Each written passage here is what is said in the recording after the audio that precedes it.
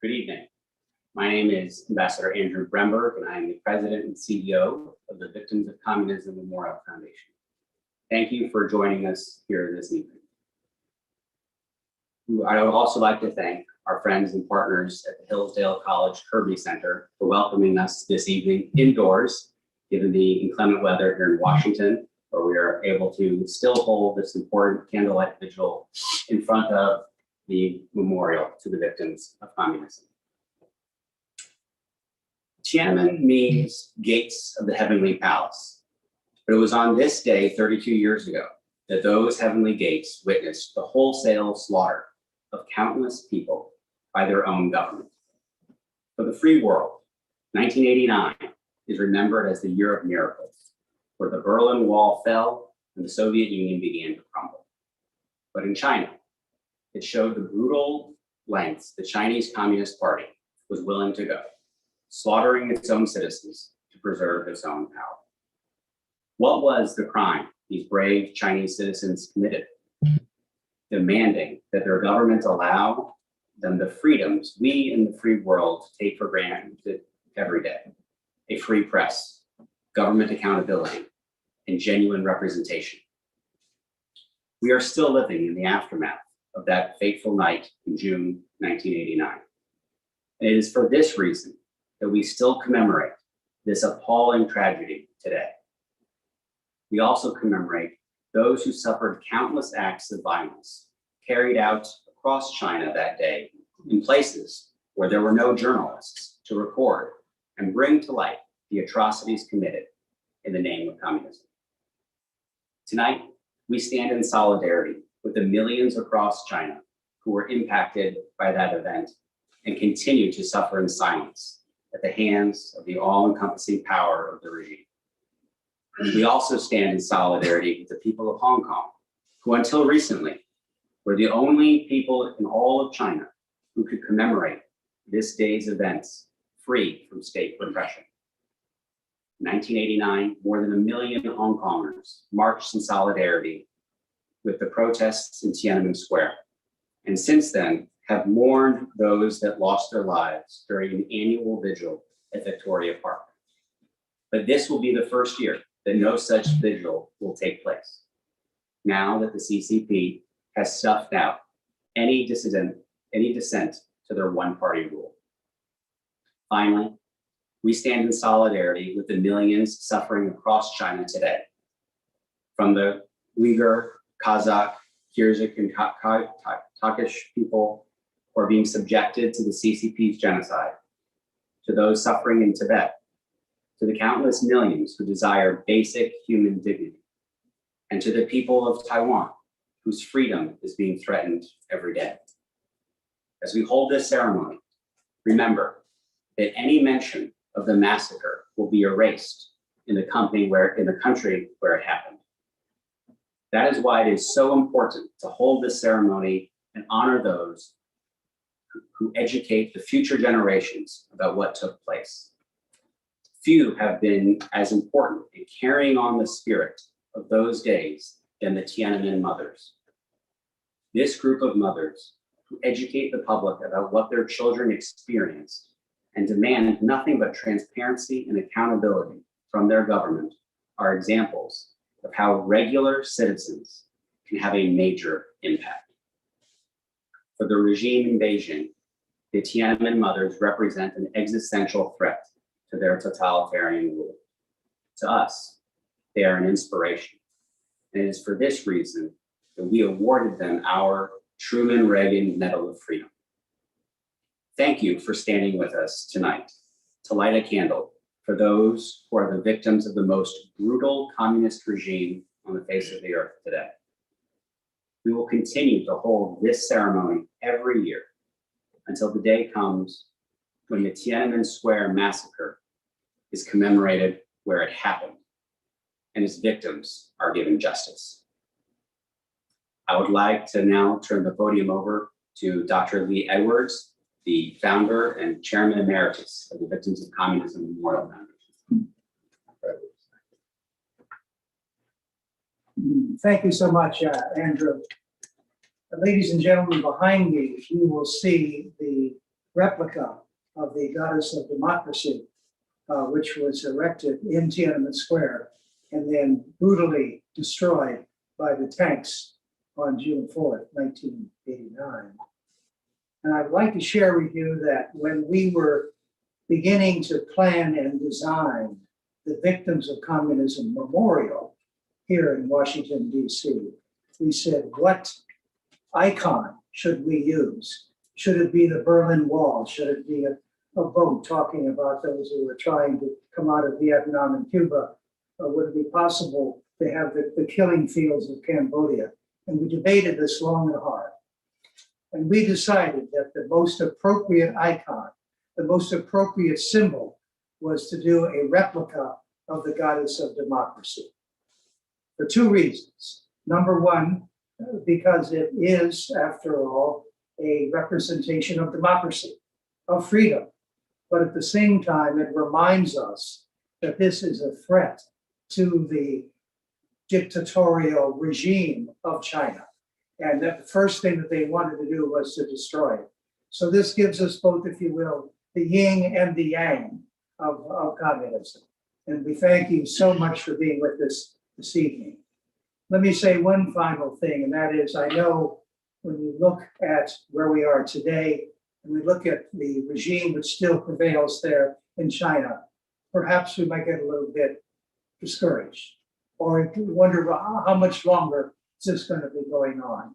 I always draw strength myself from the fact that in January of 1989, the communist boss of East Germany, Erich Honecker, said, pointing to the Berlin Wall, that this wall will last for 100 years. That was in January of 1989. In November of that same year, the wall came down.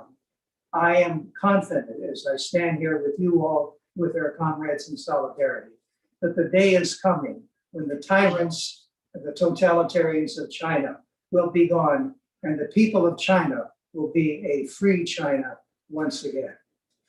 It's now my honor and privilege to introduce Shanli Yang, one of the champions, Shanli, one of the champions of freedom, one of the young men, he's still young as far as I'm concerned, one of the young men who has always been there standing tall, standing strong for the cause of freedom and democracy.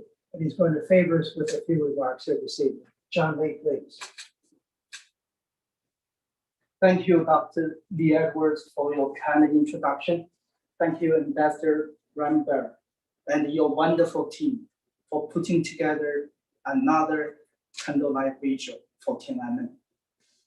Tonight, we gather once again as one family to remember our brothers and sisters who lost their lives during the Tiananmen massacre 32 years ago. We come from different backgrounds. Our individual stories are unique, but we share the same calling and commitment. 32 years have passed. Despite the passage of time, this page of history has yet to be turned because justice has never been served. On the contrary, the Chinese government continues to commit atrocity after atrocity, largely with impunity. The same regime that slaughtered students in the street of Beijing is now engaged in countless other acts of oppression. Its victims include Hong Kongers, Uyghurs, Tibetans, Mongolians, Christians, Falun Gong practitioners, as well as journalists, independent intellectuals, lawyers, private entrepreneurs, and human rights activists. Under the tyrannical CCP regime, human rights violations in China today are at an all-time high. Even in my darkest moment on the morning of June 4th, 1989, when I witnessed tanks rolling over students, I never would have imagined that the CCP's tyrannical oppression would continue unabated some 3 decades later. As survivors, we commemorate Tiananmen Massacre, not only as a memorial for the victims, but more importantly, as a recognition of the continued struggle. In China today, fighting for freedom and justice is like the tank man standing in front of the convoy of tanks. It takes unparalleled courage and sacrifice. This is a time for us to test our underlying values and beliefs and to reconnect what we say we believe with what we do. It is deeper than just getting together, brighter than the candles we are holding. Justice must be served. This is our shared calling and commitment. As American writer E.B. White once wrote, as long as there's one upright man, as long as there's one compassionate woman, the contagion may spread, and the scene is not desolate. Hope is the thing that is left to us in bad time. I shall get up Sunday morning and wind the clock as a contribution to order and steadfastness. Tonight, we hold a candlelight vigil. Tomorrow morning, we will wind our clocks and begin another day in our fight for freedom and justice. Thank you.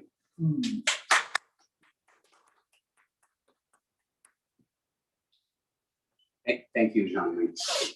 Now I'd like to invite Sean Lin to come to the podium. Thank you. Thank you.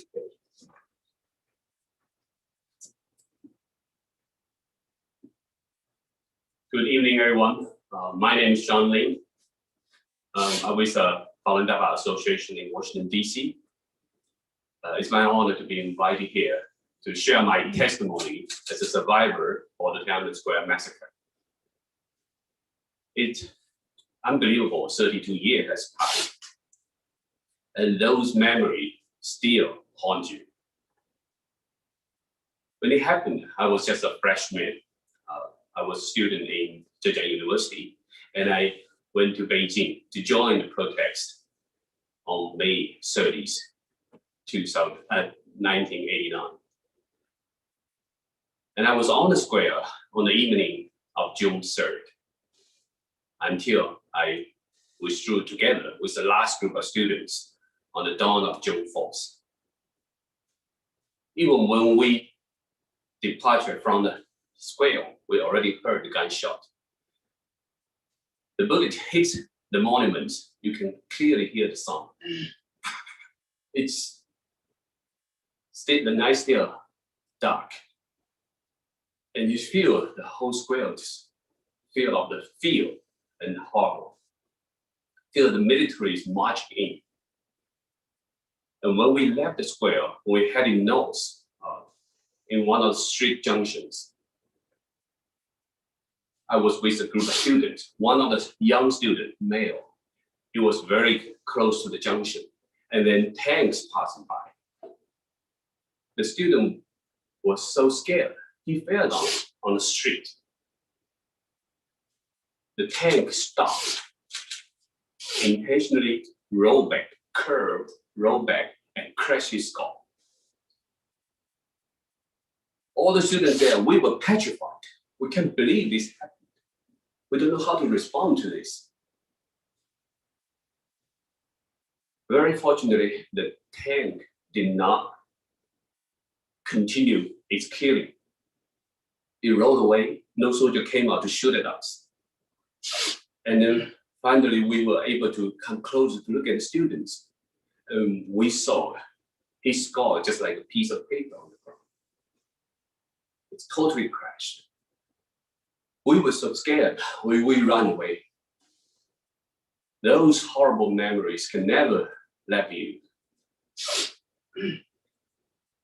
And until today, I have no idea who the young student is, what's his name. He's probably from the Tsinghua University because I was with a group of students from Tsinghua.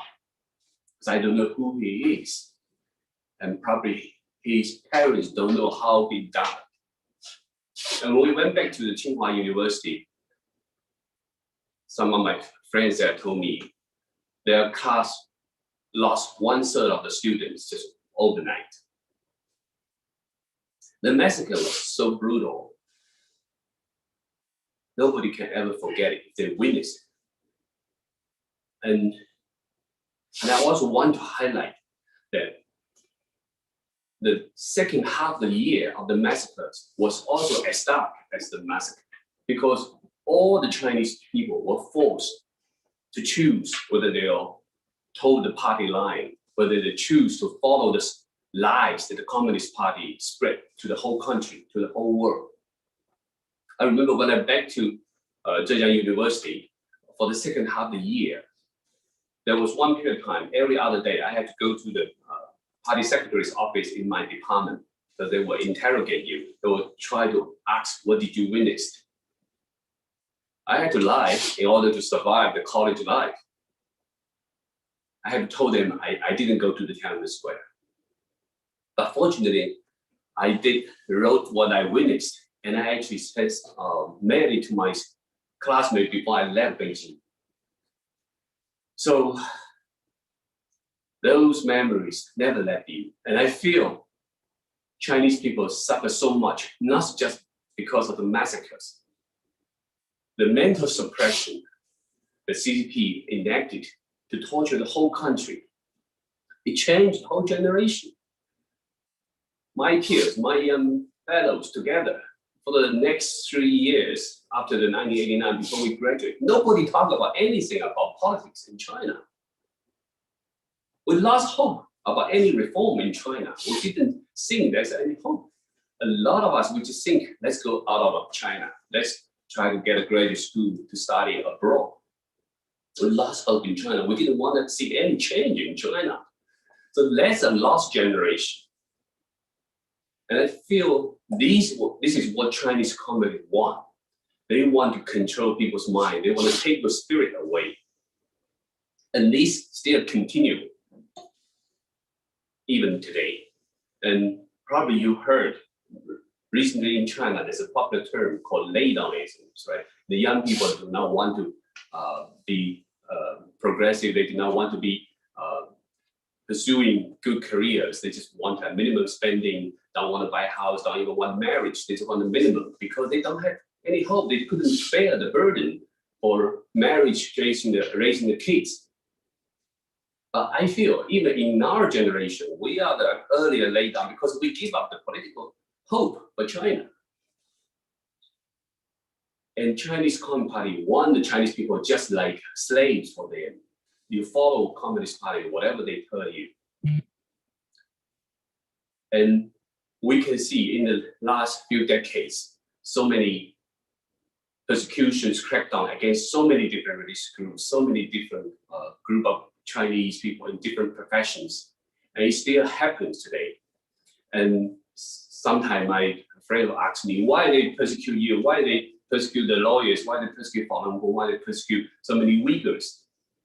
Well, my answer is very straightforward. That's the nature of the Communist Party. They are just like a parasite for the Chinese society. They are the demon possessed the Chinese society, and they want to control people's spirit.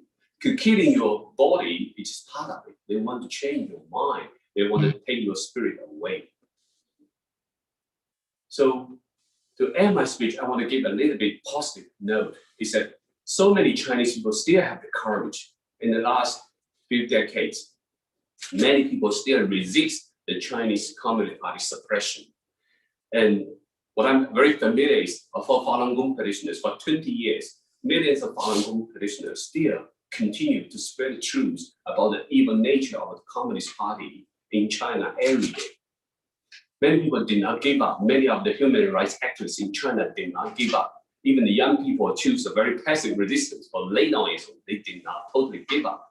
And I think Chinese people still have the courage in their heart. They still have a chance to defy the Communist Party's dictatorship. They have the courage, and we need to let them see the truth.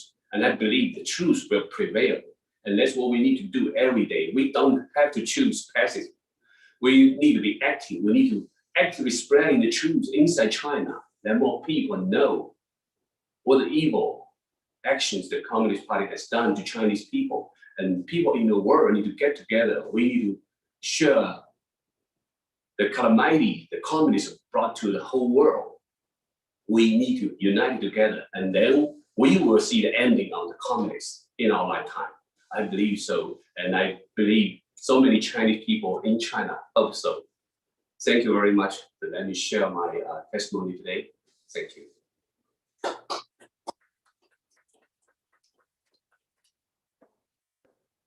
Thank you, Sean.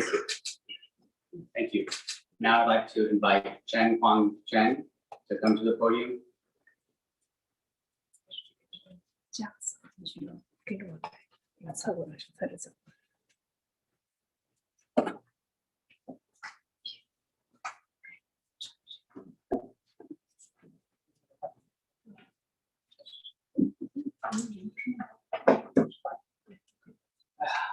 Ladies and gentlemen, I'm so sad now. So I just want to see the territories occupied by the Chinese Communist Party. The CCP never stopped using violence to suppress the people. For 32 years, the CCP used the West high-tech and big data to develop its surveillance of facial and movement recognition systems. It is armed to the teeth to suppress those who have awakened and demand democracy. And it is had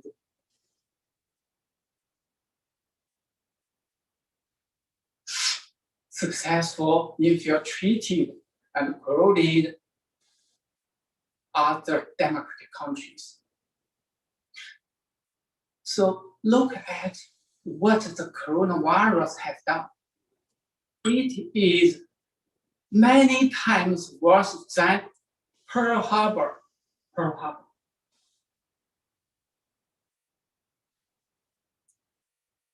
If the democratic countries continue to make deals with the devil, the CCP, the enemy of humanity, not only will there be no hope for democracy, human rights,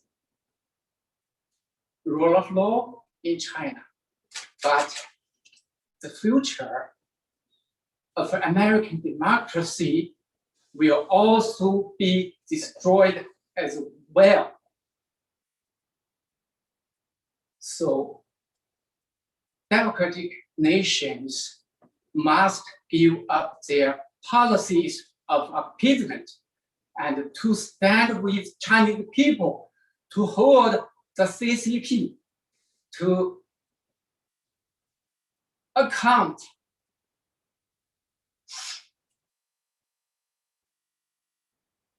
These things are urgent. The time for change has come. The time is now to act. We must not just wait. Let's join hands together to throw the evil CCP into the trash heap of humanity. Thank you. Of history. Thank you.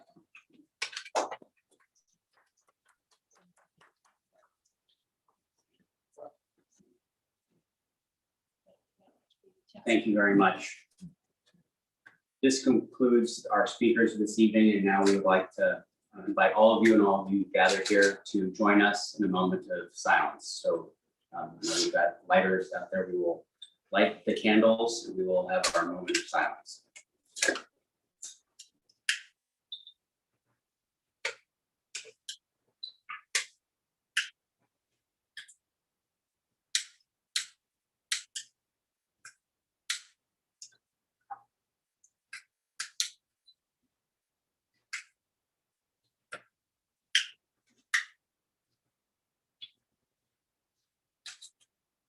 Dr. Edwards, would you like to join me here? Yes, sir.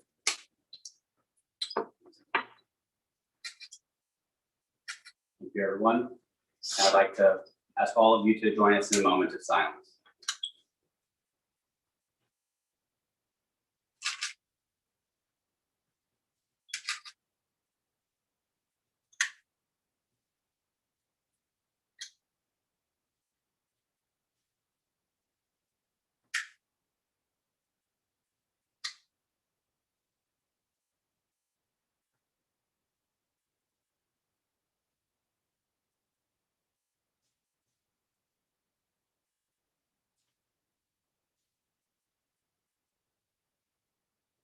Thank you, everyone. Thank you for joining us this evening. Good night.